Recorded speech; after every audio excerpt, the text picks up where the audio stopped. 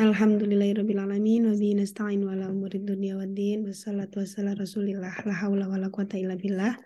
Alhamdulillahirrabbilalamin.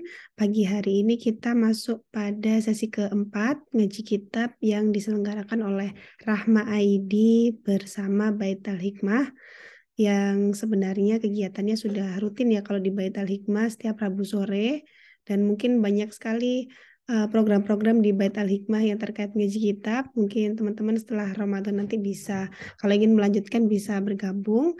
Tapi bagi teman-teman yang mau menuntaskan di Ramadan kali ini dan mau mengajak teman-teman yang lain, boleh, monggo dipersilahkan.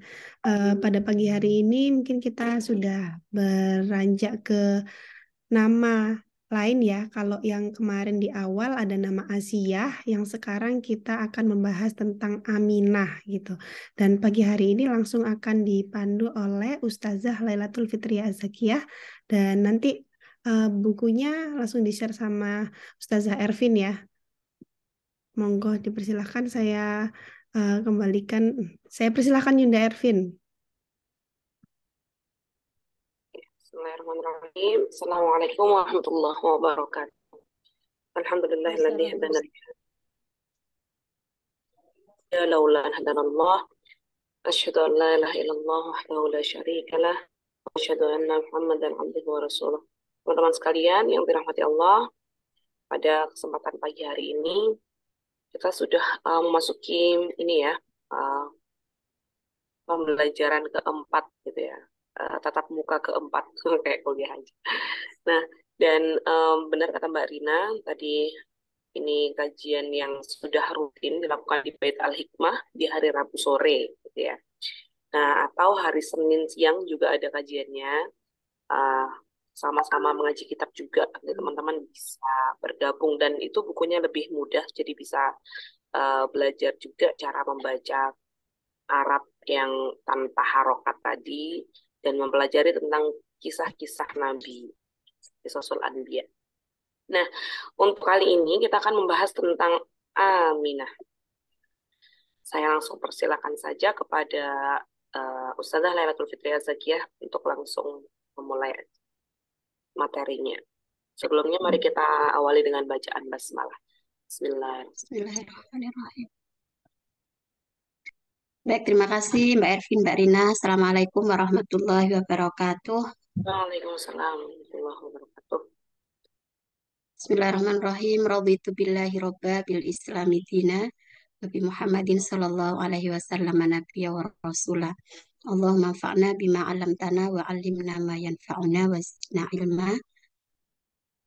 Teman-teman dan ada ibu-ibu di sini yang saya hormati. Pada pagi hari ini kita masuk pada tadi disampaikan Mbak Ervin tatap muka keempat ya. Dan alhamdulillah 3 kali pertemuan kemarin kita sudah menyelesaikan satu nama ya, sosok perempuan dalam Quran. Kita mulai dengan Asiyah binti Muzahim. Nah, pada kesempatan ini kita akan lanjut nama Aminah binti Wahab. Ini sudah tidak asing bagi kita. Beliau adalah ibunda dari baginda Rasulullah SAW. Nah, bagaimana kisahnya? Silahkan di-share Mbak Ervin. Maaf, ini keyboard saya sulit, jadi saya nggak ganti, nggak rename ini. Kok nggak bisa keluar tadi hurufnya. Oke, Bismillahirrahmanirrahim. Aminah bintu Wahab.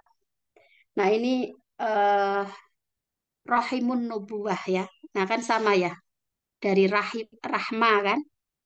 Rahma, rahim itu artinya kan kasih sayang. Dari itu juga terbentuk rahim ya, di mana tempat kita semua sebelum lahir ke dunia ya. Jadi rahim itu kan artinya kasih sayang. Nah, ini di eh, anugerah yang Allah berikan pada perempuan, diberikanlah rahim. Jadi Aminah binti Wahab ini adalah rahimnya Rasulullah SAW. Nah, di sini ayatnya memang tidak seperti Asia ya, yang ayatnya panjang dan ada di 2 surat kalau nggak salah terkait dengan Asia, meskipun tidak disebutkan secara eksplisit nama Asia itu dalam Quran ya. Dari sejak pertemuan pertama saya sudah sampaikan bahwa kisah-kisah perempuan dalam Al-Quran itu ada yang namanya disebutkan secara langsung ya, misalnya Maryam gitu. Tapi secara umum itu tidak disebutkan bahwa kisahnya secara detail juga enggak. Sehingga kita memang perlu memperkaya dengan referensi lain untuk menafsirkan, menerjemahkan, memahami ungkapan Al-Quran itu. Gitu. Nah, misalnya kemarin yang di Asia itu kan ada di surat Al-Qasas misalnya ya. Nah, di situ kan disebutkan ayat bahwa ini nanti akan menjadi qurrata a'yun untuk kita dan keluarga kita, misalnya untukku dan untukmu itu. Nah, siapa yang mengucapkan seperti itu? Nah, itu ada sosok perempuan. Nah, siapa dia namanya? Nah, itu nanti sejarah yang akan menjelaskan siapa nama itu. Nah, kalau Aminah binti Wahab, ini adalah ibunda Rasulullah SAW. Di sini ada ayat yang berbunyi alam yajidka yatiman fa'awa. Tidakkah dia mendapatimu dalam keadaan yatim, lalu dia Allah meawa itu apa ya? Memberi perlindungan, kira-kira begitu. Jadi Rasulullah itu lahir dalam keadaan yatim, ya. Lalu Allah yang mengasuhnya, Allah yang memberi perlindungan. Dia ummu Rasulillah Aminatu binti Wahbin. Dia adalah ibu Rasulullah SAW yang bernama Aminah binti Wahab bin Abdi Manaf. Ya, jadi kakeknya namanya Abdul Manaf. Asyahiru bibni Zuhroh. Asyahir itu terkenal atau populer, dikenal gitu ya, dengan Ibnu Zuhroh. Memang dalam tradisi Arab itu kan ibnu-ibnu binti-binti itu ikut terus sampai ke atas ya. Maka berkali-kali saya katakan nama banyak yang mirip. Asma. Nah, tapi nanti lihat Asma'nya binti siapa. Asma binti Abu Bakar, Asma binti Umais, Asma binti Marsad, Asma. Nah, Fatimah, Fatimah itu banyak juga nanti Fatimah binti-binti siapa. Nah, binti siapa, binnya ke siapa. Itu.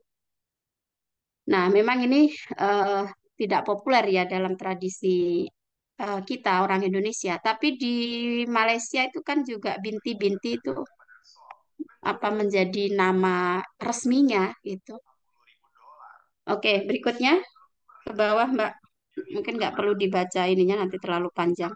Apa footnote-nya ini. Nah, Sayyidatu Nisa'i Bani Zuhroh.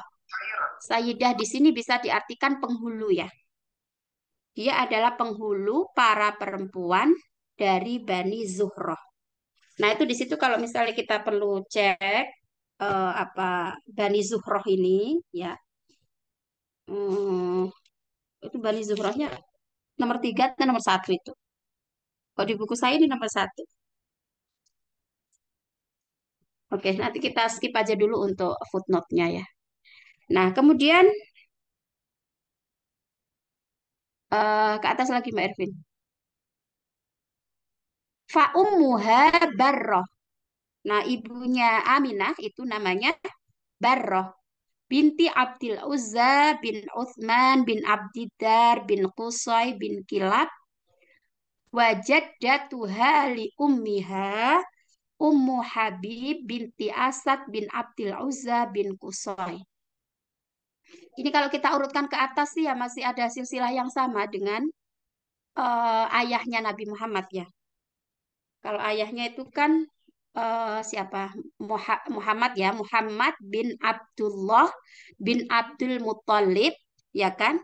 Lalu bin Hashim kalau ke atasnya itu kan bin Hashim bin Abdi Manaf.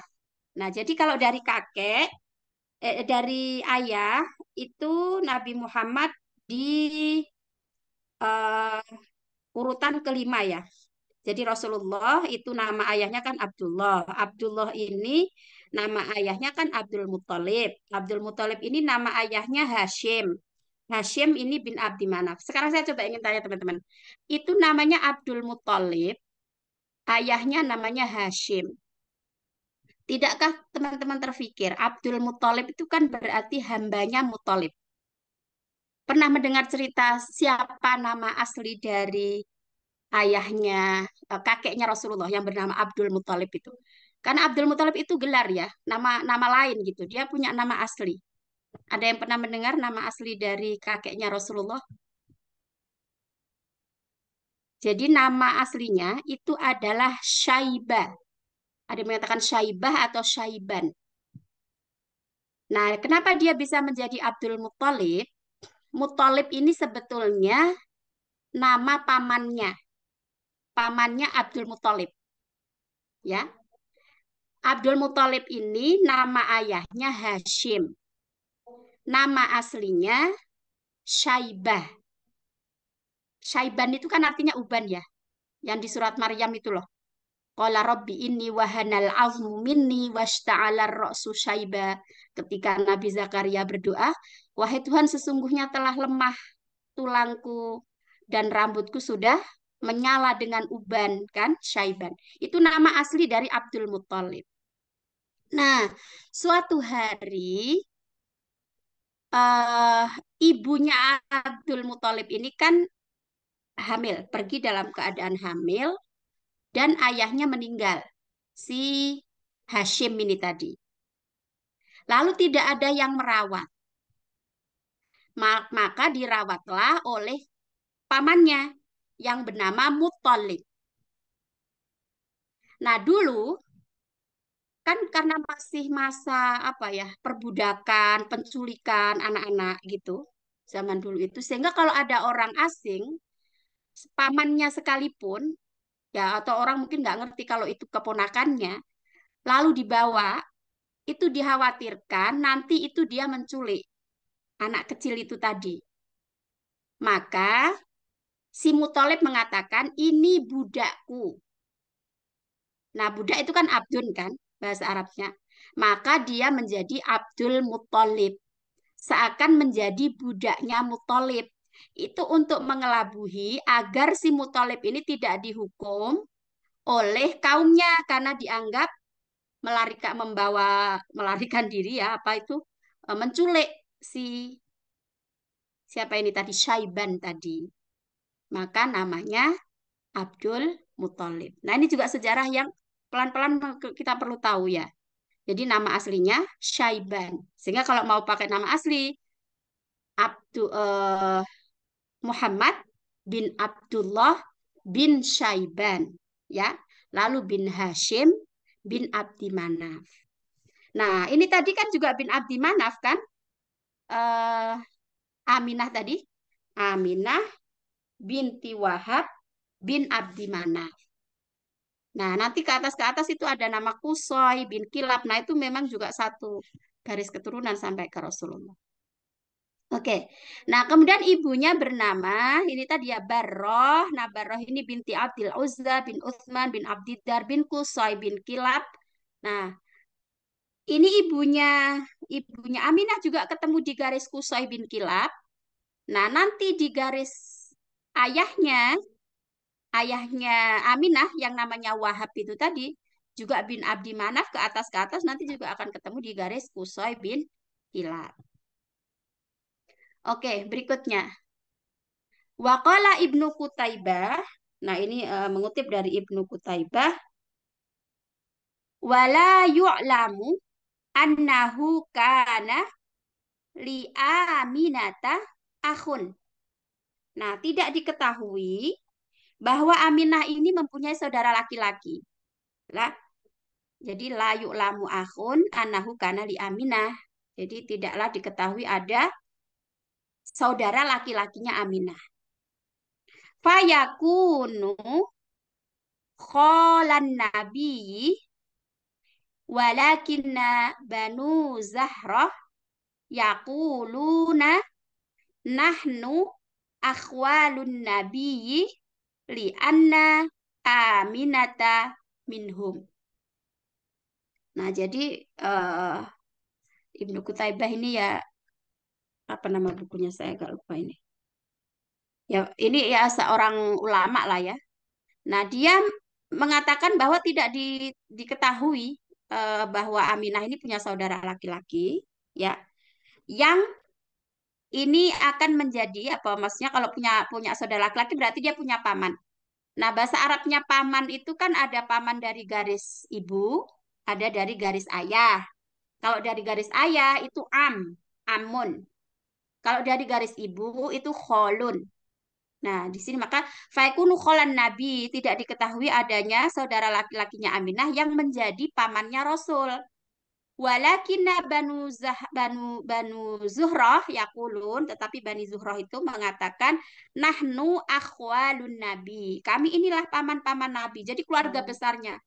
Bahasa ininya paman cer itu enggak punya. Paman cer yang dari ibu tidak ada. Tetapi keluarga besar dari Bani Zuhrah itu mereka mendeklarasikan bahwa kami inilah paman-pamannya Nabi.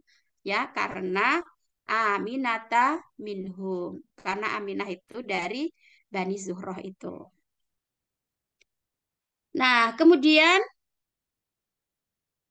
kanat afdala imro'atin fi Quraisyin nasaban wa muwattanan.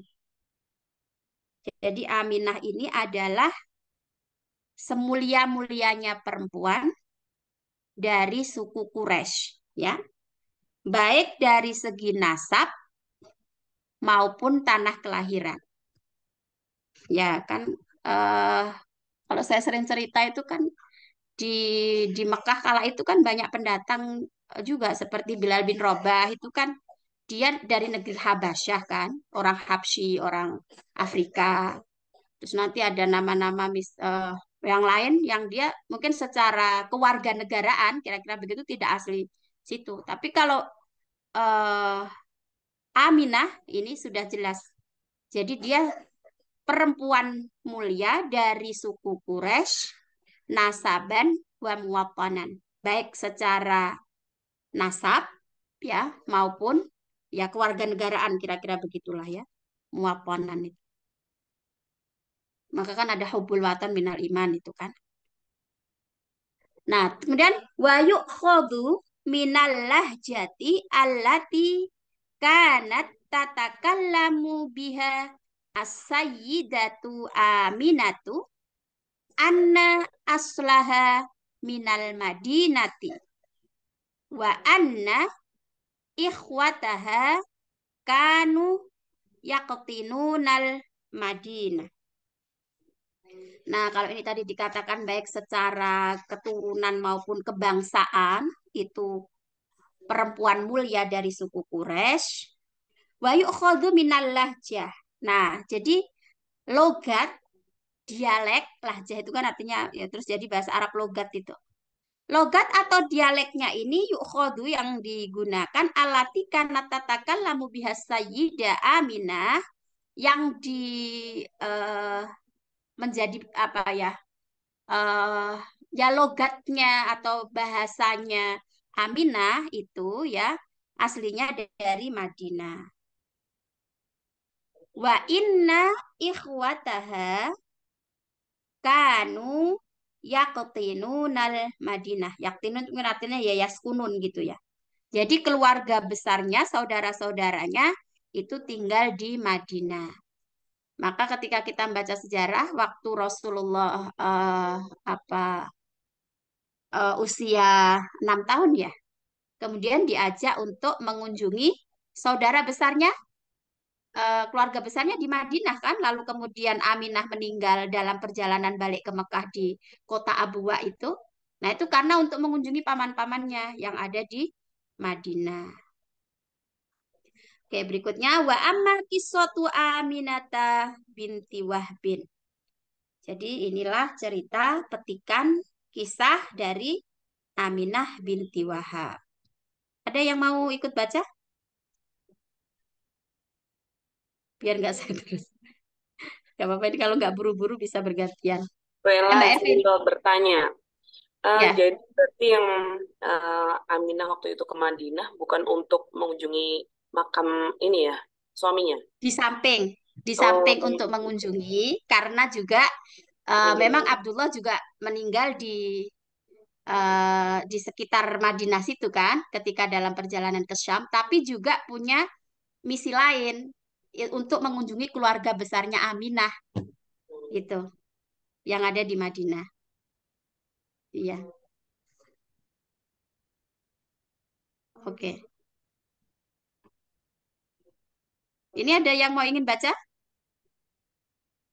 Tuh Mbak Mona udah unmute berarti. Udah siap. Ayo, Mbak. Mbak Mona udah unmute itu. Ya saya tunggu kalau ada yang ingin baca. Mbak Nelly. Mbak Notice Rina terus. udah pernah baca belum Mbak Rina? Waduh, jauh.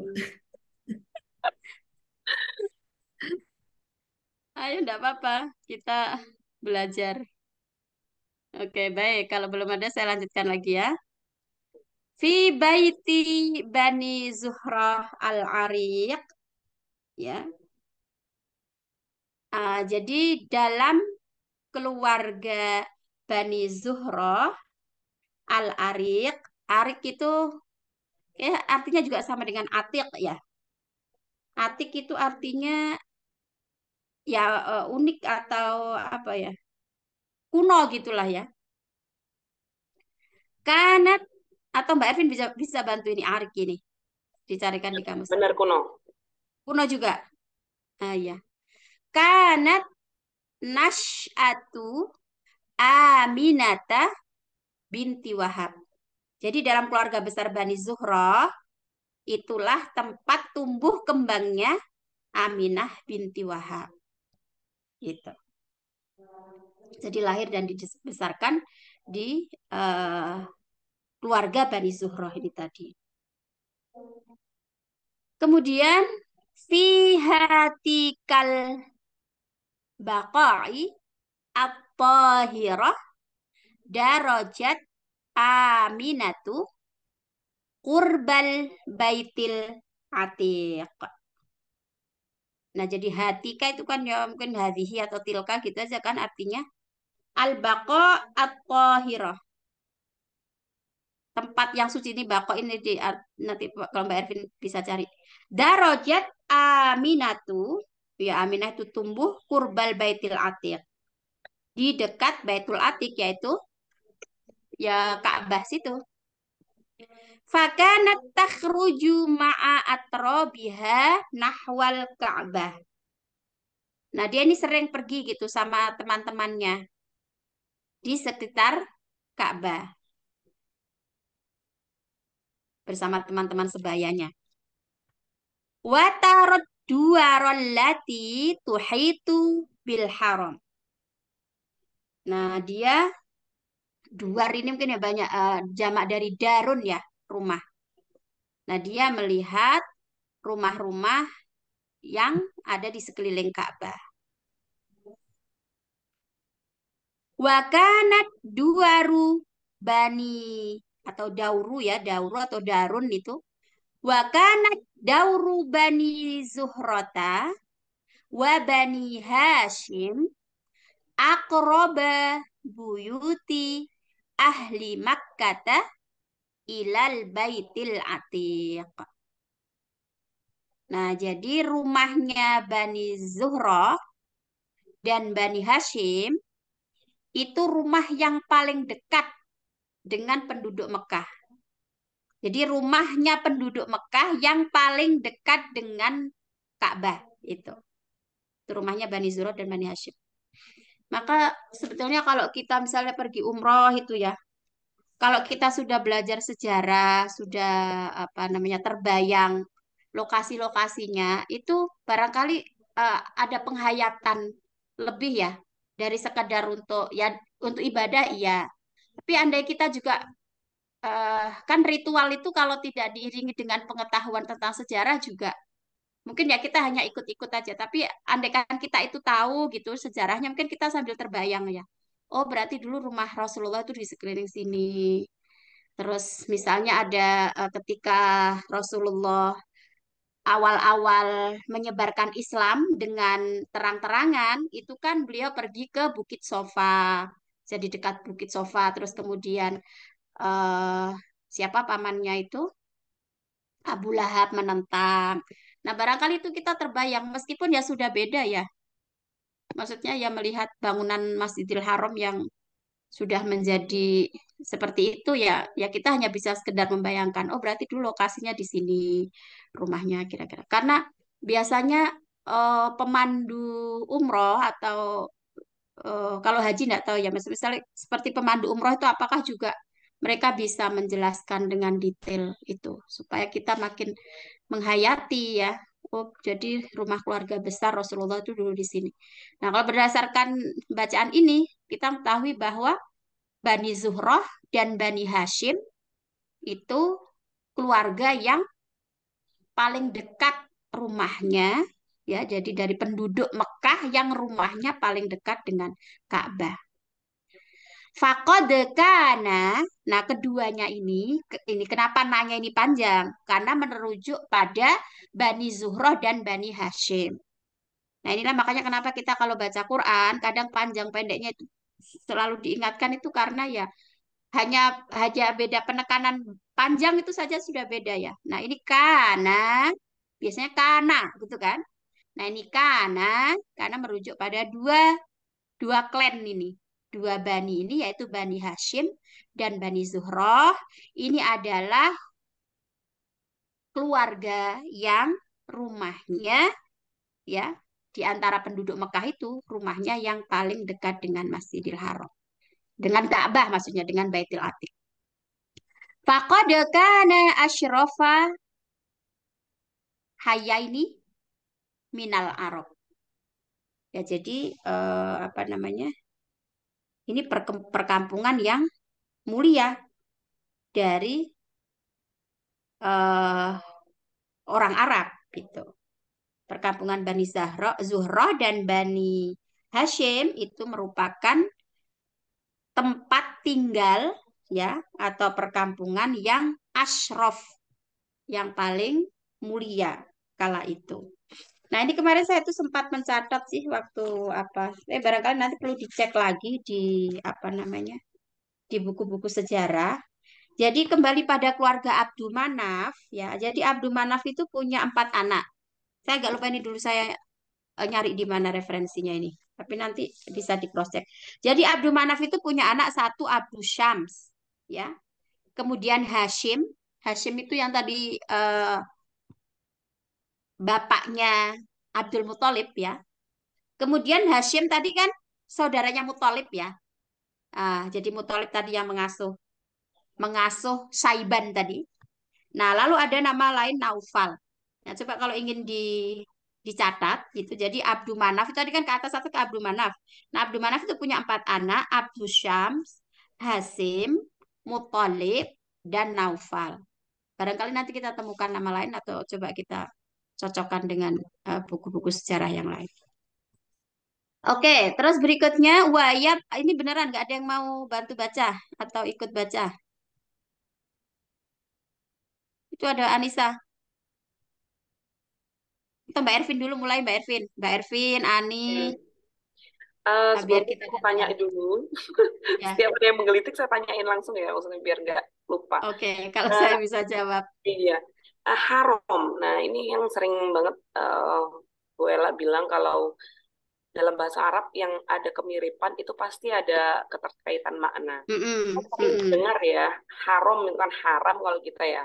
Nah ini Ya. istilah haram, kenapa disebut haram kemudian berarti suci? Nah ini kan keterkaitannya apa?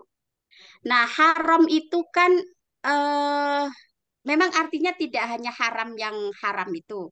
Sehingga haram dalam hal ini memang tidak artinya yang rumah haram gitu. Barangkali mungkin ada penjelasan lain bahwa haram dari apa gitu mungkin ya. Tetapi haram di sini artinya suci. Ya benar Mbak Ervin bahwa satu kata itu punya banyak arti yang dia itu ada kesesuaian. Ya, misalnya ini sebagai contoh, nah sambil saya ingat ini haram ini ada kaitannya dengan yang berarti mulia dan haram-haram itu. Misalnya kata jin, ya. Jin itu kan dari jannah, ya jinnu atau ya junnu ya. Jannah itu kan asli artinya kan menutupi.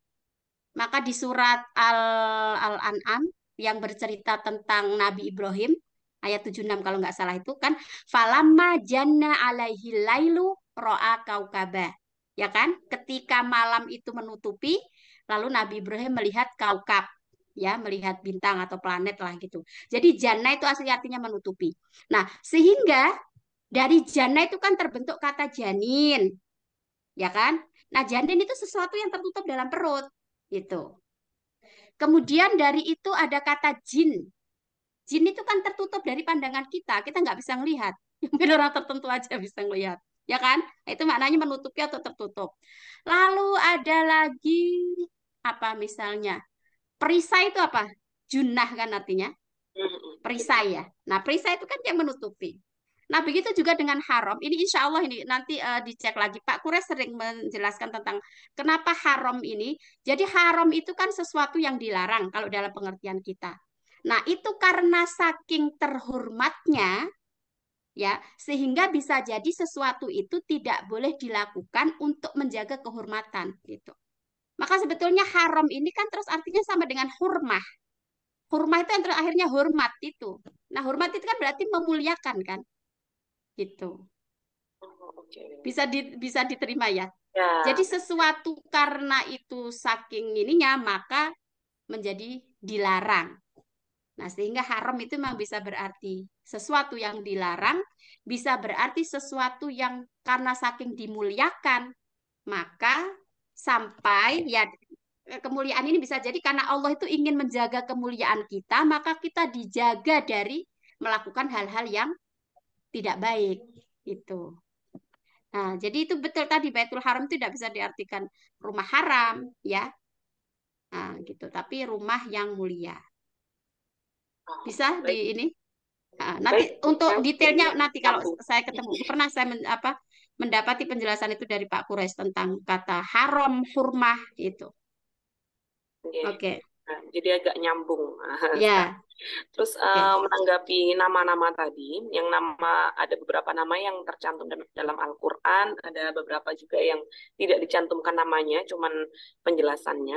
Nah, ini saya juga pernah dengar bahwa kalau seandainya nama itu tercantum seperti Maryam, Hmm, itu iya, artinya dia tidak akan pernah terjadi di masa ini gitu. Misalnya Maryam oke. ini memiliki anak tanpa bapak, nah itu tidak akan terulang. Tapi jika tidak diberi nama, misalnya seperti Firaun tidak disebutkan, nah karena suatu hari nanti juga akan ada manusia-manusia yang mengulang sejarah itu gitu dengan sifat yang sama, kemudian kejadian yang sama, mungkin tapi dengan beda nama. Nah, itu pernah dengar kayak gitu.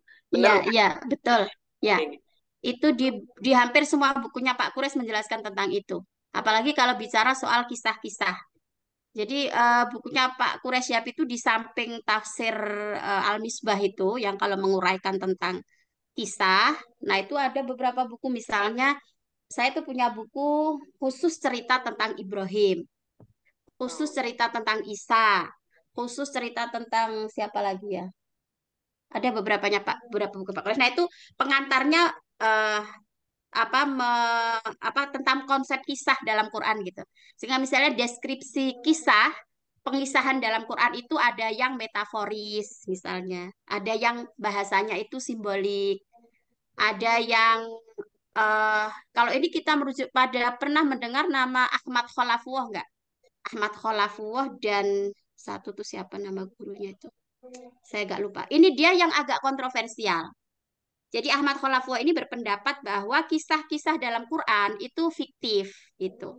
Tapi dia kalau kita baca itu cukup rasional yang disampaikan itu. Jadi tidak tidak bermaksud untuk mendiskreditkan atau menganggap Quran tidak mulia, bukan. Justru itu temuan dia bahwa karena saking tingginya sastra Quran, maka kisah-kisah dalam Quran itu fiktif gitu. Nanti ada itu bukunya yang cerita tentang Ahmad Khalafullah itu dan itu sangat sangat ilmiah gitu. Tapi kemudian Ahmad Khalafullah ini akhirnya mendapatkan apa namanya ya banyak termasuk mungkin kalau nggak salah diusir dari Mesir kalau nggak salah karena dia membuat disertasi tentang ini gitu. Nah itu nanti Pak Kures menjelaskan itu tentang misalnya ada kisah-kisah metaforis, ada kisah historis, ada kisah gitu. Nah salah satu di antaranya yaitu tadi yang Mbak Ervin bilang kalau namanya ada yang disebutkan secara eksplisit namanya, ada yang tidak disebutkan. Bahkan itu lebih banyak kan yang tidak disebutkan dan itu nanti akan memunculkan banyak pandangan. Misalnya tentang Dzulqarnain. Nah, siapakah sosok Dzulqarnain itu? Karena ada yang mengatakan Dzulqarnain itu bukan nama asli, tapi dia itu kan gelar pemilik dua tanduk gitu kan. Nah, pemilik dua tanduk itu di mana lokasi kejadiannya, siapa sesungguhnya orangnya, tahunnya kapan itu tidak disebutkan dalam Quran.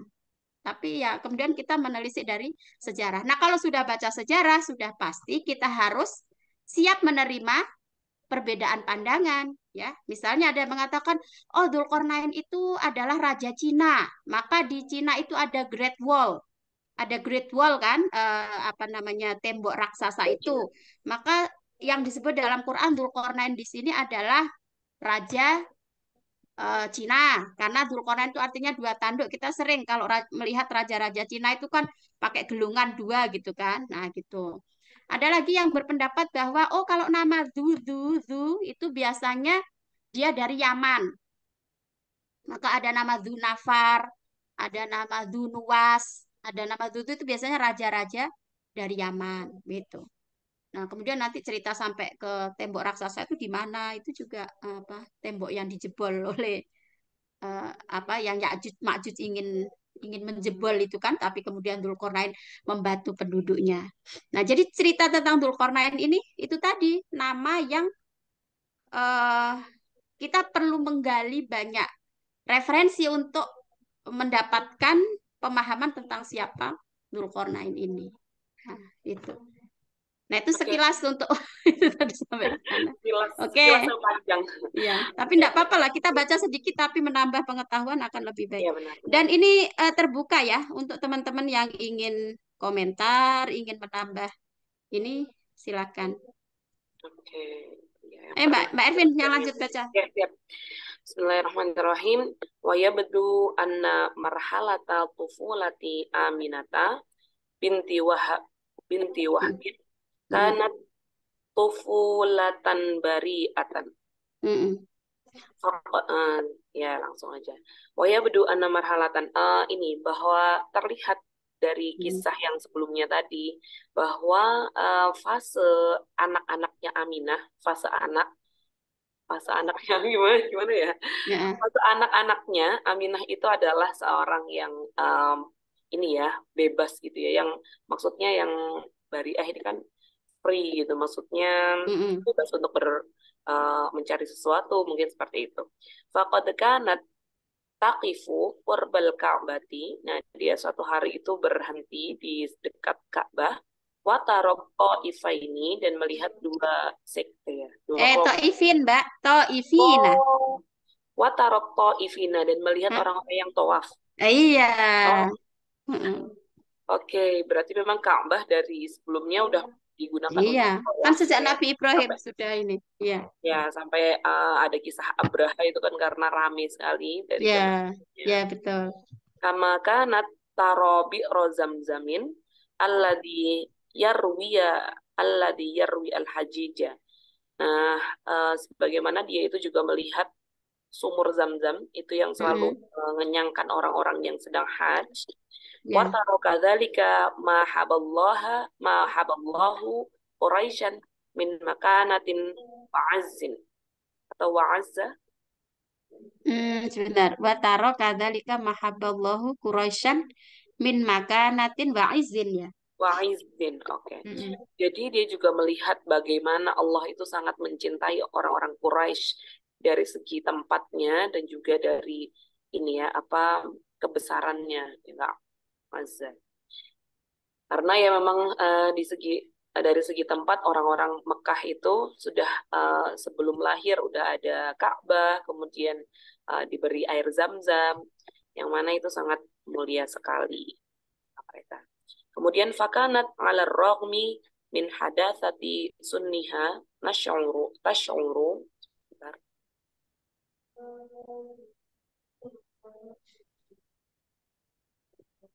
Tash'uru mana ini? Bi annaha min asyrafi buyuti Quraisyin.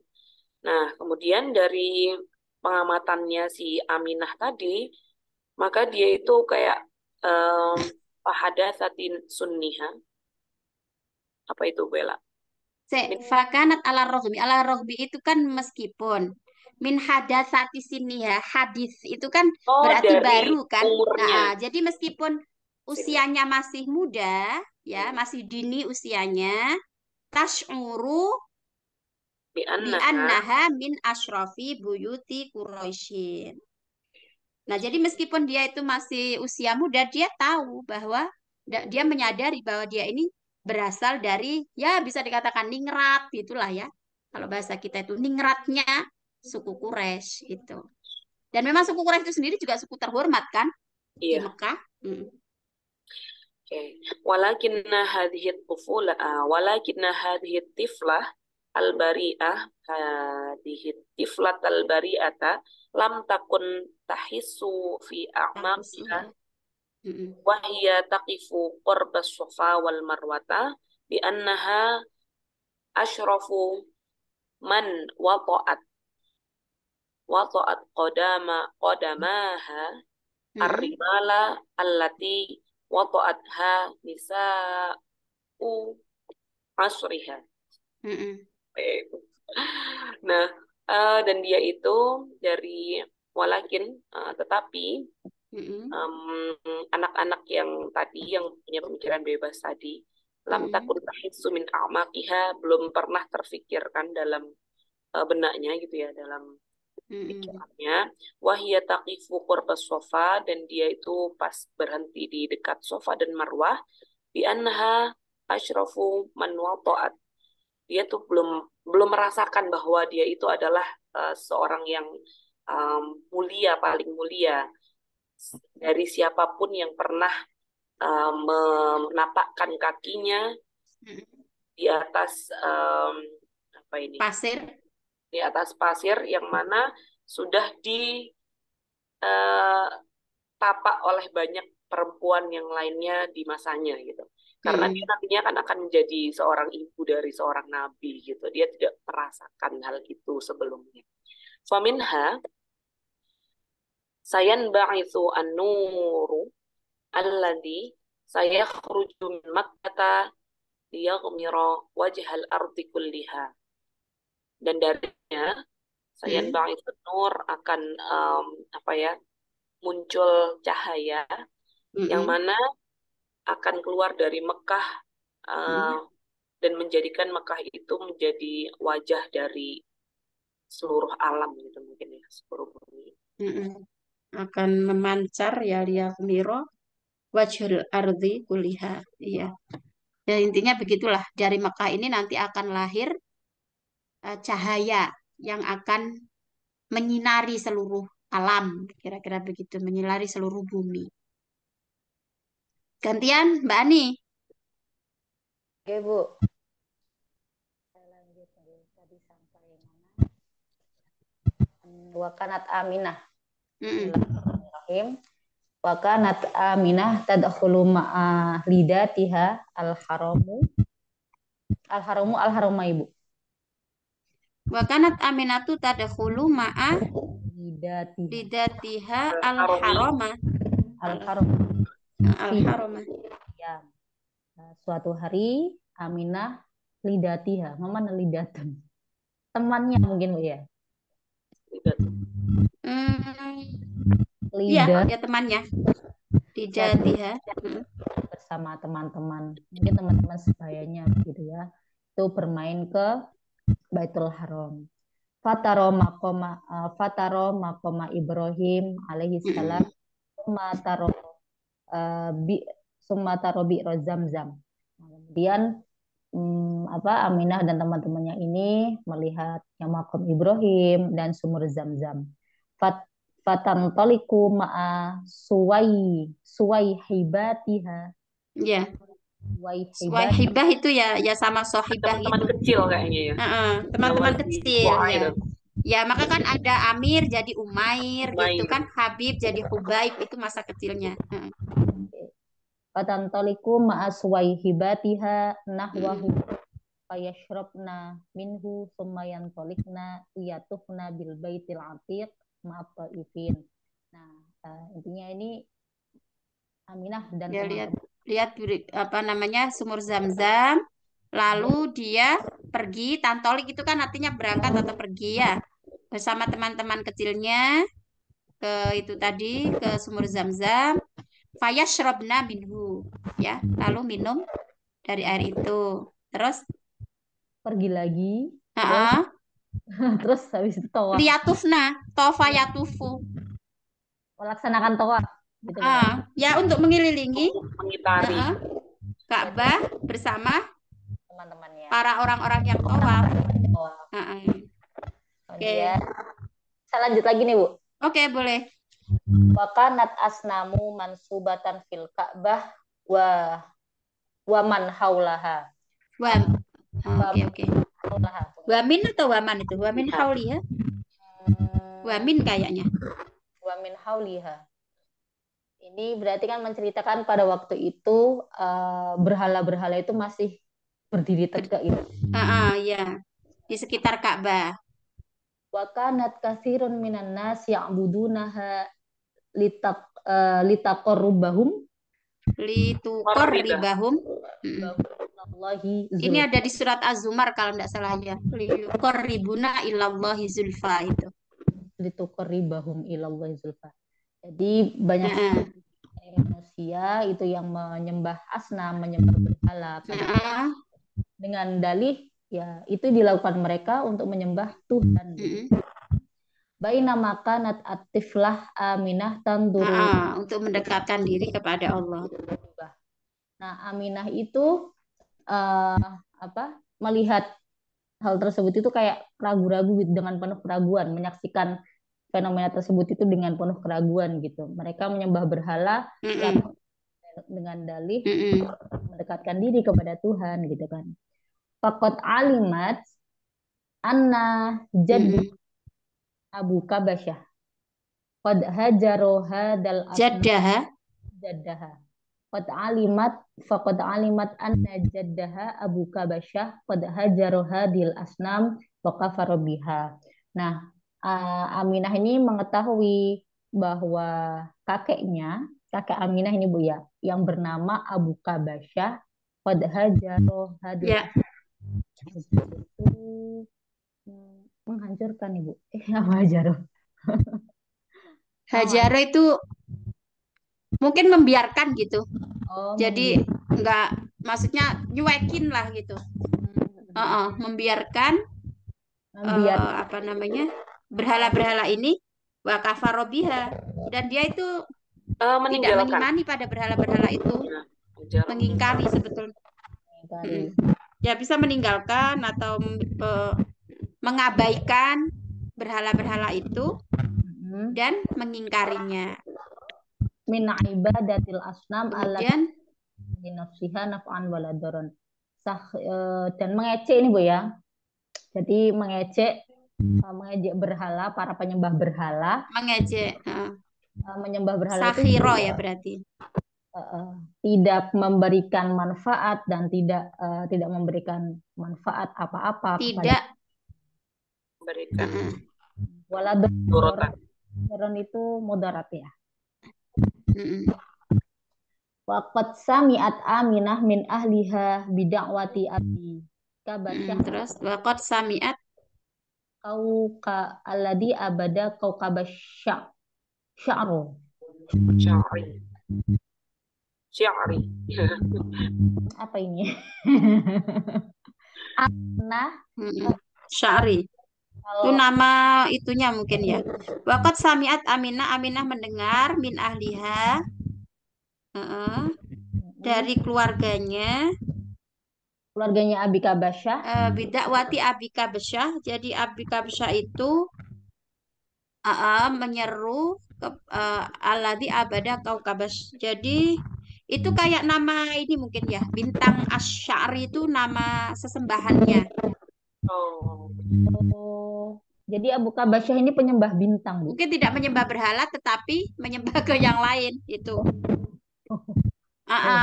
Nah, maka kalau kita merunut sampai ke cerita Nabi Ibrahim itu kan tinggal di Babilonia.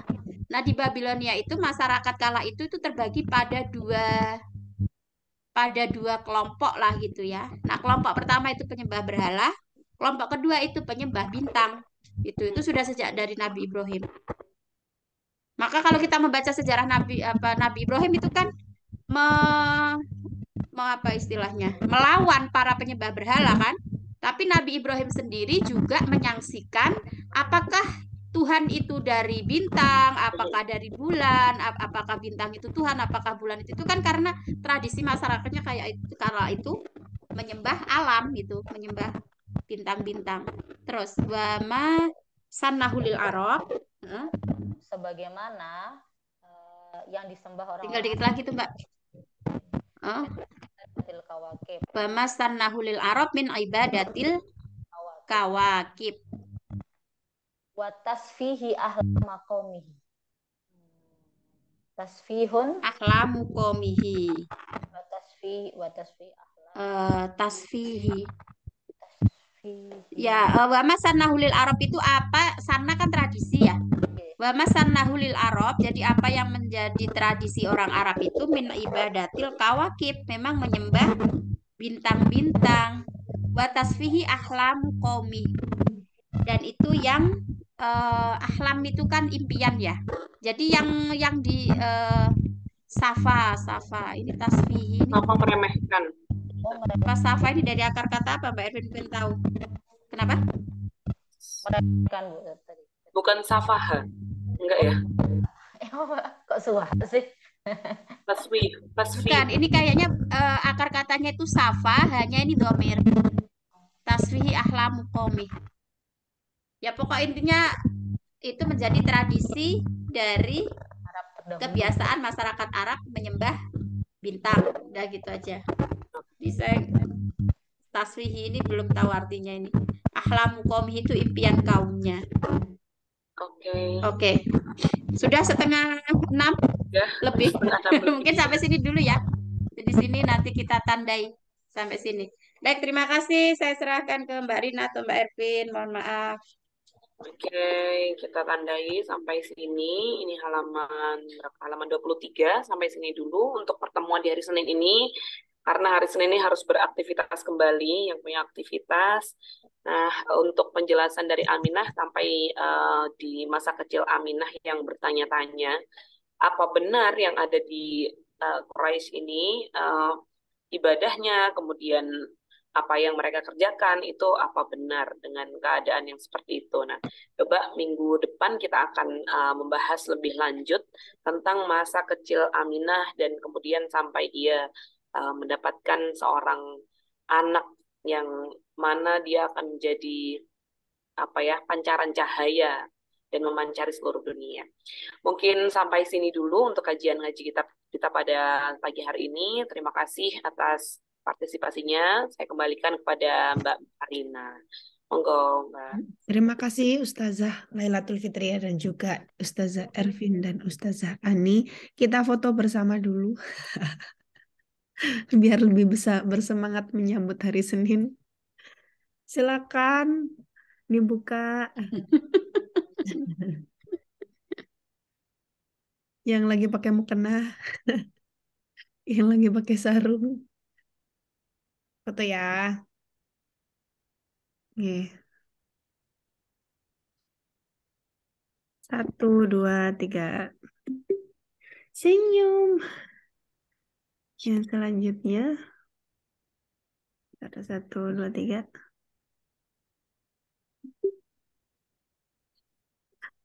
Nih. Sekali lagi.